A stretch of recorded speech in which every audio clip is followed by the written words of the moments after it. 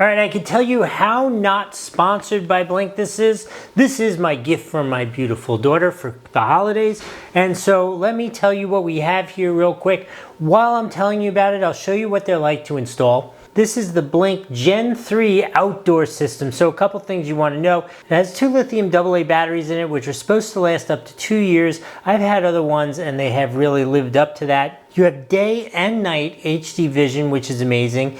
You have two-way audio, which I've used in the past to confuse my dog. It's kind of fun. And it has motion detection where you can actually set the zones and control. If, let's say, there's an area where your dog walks through on the bottom all the time, you can kind of deaden that area so it's not getting tripped off all the time. But the rest of where you want it to work and detect motion, it will work that way. Obviously, this is the outdoor set, so it is weather resistant. So in conclusion, I just wanted to show you a quick snippet of me installing it, the setup, which was super easy, super double easy actually, and a little bit of the quality of the video that you can reasonably expect. So this is right outside my front door, looking down the front walkway, and you'll see my family and I are leaving, going out for the morning to go get some breakfast, and I am spying on them.